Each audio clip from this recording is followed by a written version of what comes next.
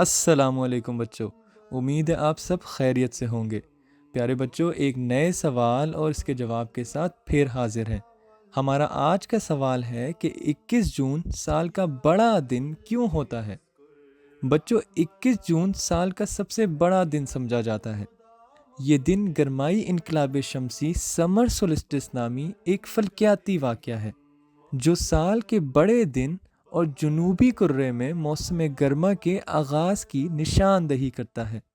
یہ واقعہ عموماً 21 جون کو ہی پیش آتا ہے، لیکن مختلف ٹائم زون ہونے کی وجہ سے یہ 20 یا 22 جون کو بھی ہو سکتا ہے۔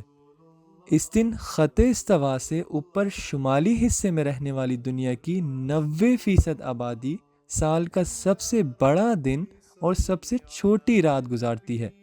بچوں، سمر سولسٹس کے دوران سورج آسمان میں اپنے بلند ترین مقام پر ہوتا ہے۔ ایسا سال میں صرف ایک بار ہی ہوتا ہے، جس کی وجہ دنیا کے محور کا سورج کے گرد اپنے مدار کی مناسبت سے 23.5 ڈگری کے زاویے پر جھکا ہوا ہونا ہے۔ اسی جھکاؤ کی وجہ سے دنیا کے موسموں میں بھی تبدیلی آتی ہے۔ 21 جون سے پہلے اور بعد میں کئی دنوں تک الاسکا، کینیڈا اور گرین لینڈ سمیت آرکٹک خطے میں رہنے والے لوگ آفتاب نصف شب مڈ نائٹ سن یعنی مسلسل دن کی روشنی میں رہتے ہیں، اور دوسری طرف جنوبی نصف کرے میں 21 جون سال کا سب سے چھوٹا دن ہوتا ہے، اور دنیا کی 10% آبادی جو ارجنٹائن، آسٹریلیا، نیوزی لینڈ میں رہنے والوں کے لیے یہ موسم سرما کی ابتدا ہوتی ہے۔